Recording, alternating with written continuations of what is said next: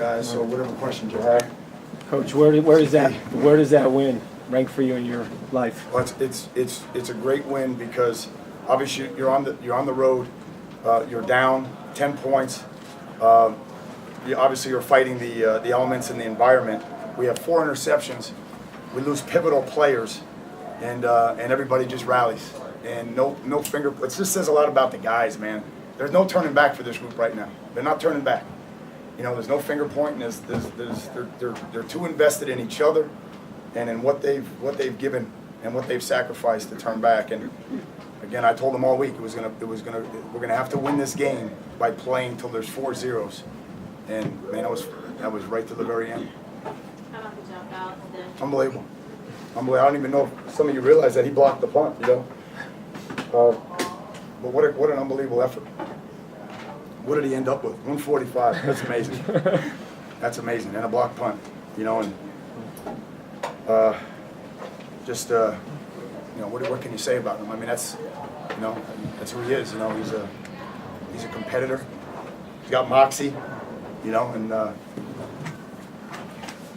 I'm proud of him. Happy for him too. What was the locker room like at the half? I'm just curious with the emotions when things like that can seem to go one way or the other. Did anybody step up and say something? No, they did, Heather. I mean, I didn't really have to say too much. They knew, like, we took a bunch of punches there. Just like we did in the first quarter of Georgia Tech. We took a bunch of punches, and obviously we had some guys down, and we just challenged the group to who was going to step up. You know, I don't know who it's going to be in the room, but they stepped up, and the defense finishing the drives that they finished. You know, again, you could talk about all the yards they made, but the defense was finishing drives and trying to keep them to field goals, and then obviously an interception, and that was the difference in the game. That helped us. It didn't get past. I don't think it got past 10, right, guys? Did it get the lead? Did it get past 10? So at any one of those times, it could have went, you know, to 14 or whatever, and it never did. So it was great. Your starting quarterback throws 4 interceptions. Yeah. Most teams, when their quarterback throws 4 interceptions, don't come away with one. What does it say about the character of your offense? I mean, just about him to go back out there and face it. You know, we'll get him cleaned up. But you know, again, he's a superhuman being and a competitor. He was just trying to do too much, I think. You know, we'll look at him in the film, but just some throws that, you know, it's just not like him to do that.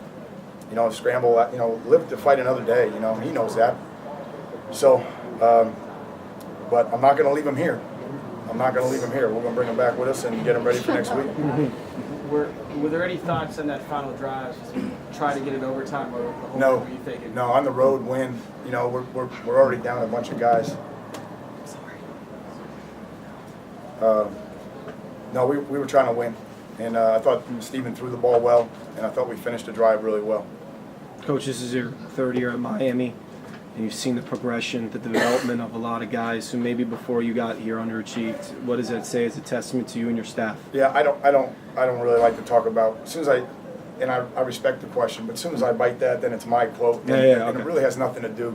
It's just whether or not there's a million ways to do something. It's just whether or not the guys are executing the culture that we espouse and that we believe in, you know, and that's the bottom line. And I think our guys are starting to understand that's what culture is. How do we, you know, out-execute our competition with the same amount of resources every day, 4 hours? How do we do that? And I think these guys understand that, you know, they bought into it. They bought into the nutrition. The conditioning obviously showed up. You know, they've made a lot of sacrifices. So rather than talk about the past, I would just say that these guys are buying into each other and what we're trying to execute. Coach, you mentioned sometime last week you weren't surprised by Dallas. Can you talk about his conditioning, 33 carries, and just stepping up for the moment? No, he's done a great job. He's done a great job with his weight. He's done a great job with his conditioning, and he finishes every play. And you know, again, when we lost Randy, and then we lost KC, and then we lost Phillip, it just trickled all the way down. You know, then Dion got dinged, then Jenkins got dinged, and those are all the guys that do the special teams. So we're over there just scrambling because you lost a lot of the same types of players. You know, Dallas, Jenk, Casey Rogers, Bush, all those guys got nicked up. So we had to take Dallas off some special teams, and then he just, you know, he didn't surprise anybody. But again, I'm real proud of him and his conditioning. And then similarly on that last drive, can you talk about OT? Yeah, big. Him? Yeah,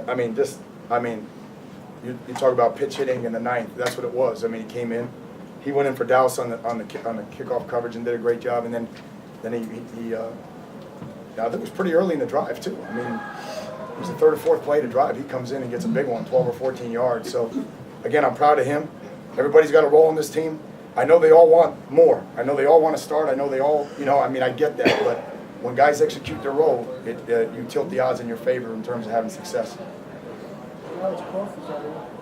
Al, what's a close win like that do for you guys?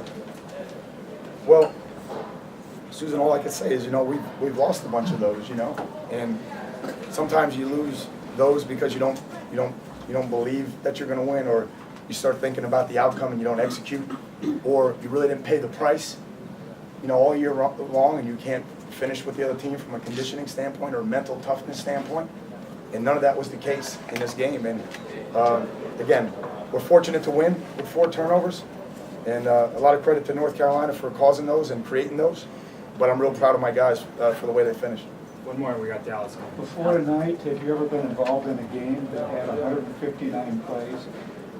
I didn't know we had 159 plays until you just said it. So, 2 teams. I don't, the interesting thing was that it was midway through the second quarter, and I asked for a play count, and we were in the 30s. So it really got, it got to be like baseline volleys there for a while. It was going back and forth. And even though we missed a field goal, we had an interception, we were driving the ball. We were driving the ball 70 or 80 yards, so we were getting plays. So I don't know if I've ever been involved in it. I didn't, obviously we didn't want that. We didn't want Ebron to catch as many balls as he did. I can go on, if you guys have more time, we could talk, but just happy to get the win. Thanks, guys.